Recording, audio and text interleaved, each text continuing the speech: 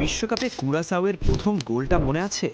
লিভানো কোমেনেন্সিয়ার শটটা জার্মানির জালে জড়াতেই ক্যামেরার লেন্স খুঁজে নিয়েছিল দলটির কোচ ডিক অ্যাডভোকেট। গোলের পর ডাগ আউটে এই কোচের আবেগ ছুঁয়ে গিয়েছিল সবাইকে।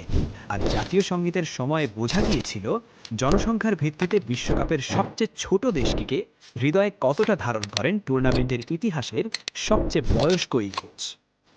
আজকের গল্পটা কুরাসাও এবং তাদের ডাচ কোচ ডিক অ্যাডভোকেট।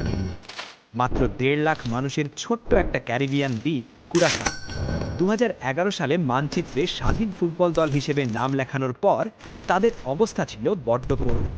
ম্যাচ খেলতে অন্য দেশে যাওয়ার মতো বিমান ভাড়া কিংবা ন্যূনতম সুযোগ সুবিধার টাকাও ছিল না এই দ্বীপ রাষ্ট্রে। বিশ্বকাপ খেলা তো অনেক দূরের কথা, কিন্তু ভাগ্য বদলালো এক ডাচ জাদুকরের স্পর্শে।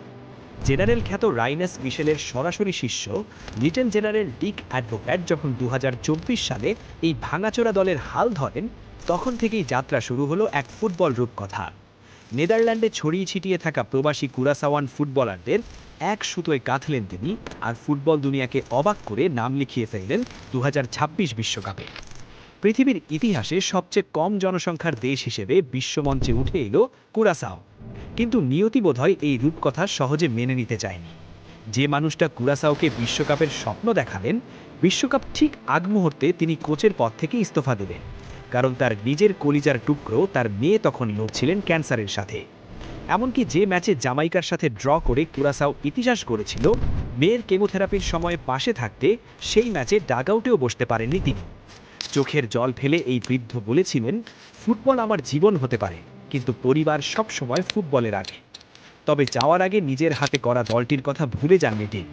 তার নিজের পরামর্শ আর অনুরোধেই কুরাসাওয়ের ডাগ আউটের দায়িত্ব নিলেন আরেক ডাচ কোচ ফ্রেড রাটেন। তবুও মনে হচ্ছিল ডিক অ্যাডভোকেটের জীবনের শেষ রূপকথাটা বুঝি একরাশ অপূর্ণতা নিয়ে ডায়েরির পাতায় বন্দী হয়ে গেল। কিন্তু কুরাসাও যেন ডিক অ্যাডভোকেট ছাড়া অনাথ হয়ে পড়ল। রাটেন আর অ্যাডভোকেটের মধ্যে স্কোয়াড নিয়ে চমৎকার আলোচনা হলেও রাটেনের অধীনে দলের খেলোয়াড়রা তার কৌশল একদমই মানিয়ে নিতে পারছিলেন না। চীন আর অস্ট্রেলিয়ার কাছে বড় ব্যবধানে হেরে দল বিশ্বকাপ শুরুর আগেই খেই হারিয়ে ফেলল। পরিস্থিতি এতটাই বিষাক্ত হয়ে উঠেছিল যে দলের প্রধান স্পন্সর কোম্পানি কোরেন্ডনের সিইও আতিলে উসলু সরাসরি হুমকি দেন, রাটেনকে না সরালে তারা বার্ষিক 1 মিলিয়ন ইউরোর স্পন্সরশিপ বন্ধ করে দেবেন। কুরাসাওয়ের ফুটবল তখন এক অতল অন্ধকারে। বিশ্বকাপ শুরুর মাত্র 1 মাস আগে রাটেনও পদত্যাগ করতে বাধ্য হন। ঠিক তখনই যেন দেখা দিল এক অলৌকিক আলো। খবর এলো ডিক অ্যাডভোকেটের মেয়ের শরীরে কেমোথেরাপি আজ করতে শুরু করেছে, তিনি সুস্থ হয়ে উঠছেন। আর দেরি করেননি 78 বছরের এই বৃদ্ধ। যে কুরাসাওকে তিনি নিজের সন্তানের মতো ভালোবেসেছেন, তাদের বিপদে ঘরে বসে থাকতে পারেননি তিনি। বিশ্বকাপ শুরুর মাত্র 1 মাস আগে আবার কুরাসাওয়ের ডাগ আউটে ফিরে আসেন এই মহানায়ক। জার্মানির বিপক্ষে যেদিন কুরাসাওয়ের ডাগ আউটে দাঁড়ালেন, তখন ডিক অ্যাডভোকেট কেবল একজন কোচ ছিলেন না, তিনি বনে গেলেন বিশ্বকাপের ইতিহাসের সবচেয়ে বয়স্ক কোচ। সেদিন তার প্রতিপক্ষ ডাগ আউটে থাকা জার্মানির কোচ ইউলিয়ান নাগেলসম্যান ছিলেন তার চেয়ে পুরো 40 বছরের ছোট।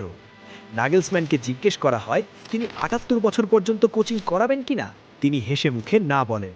এর জবাবে রসিক ডিক বলেছিলেন, নাগেলসম্যান চূড়ন বয়সে বায়ার্ন মিউনিখ থেকে বরখিস্ত হয়ে অনেক টাকা পেয়েছি, ওর তারা নেই, আর আমি কোচিং করাই কারণ আমি এই ফুটবলটাকে বড্ড ভালোবাসি।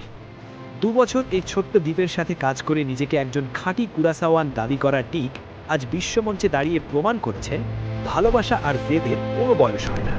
1.5 লাখ মানুষের এক সমুদ্র স্বপ্নকে পিছে নিয়ে 78 বছরের এই বুড়ো আজ ফুটবল ইতিহাসের অন্যতম সুন্দর এক মহাকাব্য লিখছেন, যেখানে কোনো জটিল সমীকরণ নেই, কেবলই জড়িয়ে আছে বেঁচে থাকার এক পরম আকুতি আর ফুটবলের প্রতি নিঃস্বার্থ ভালোবাসা।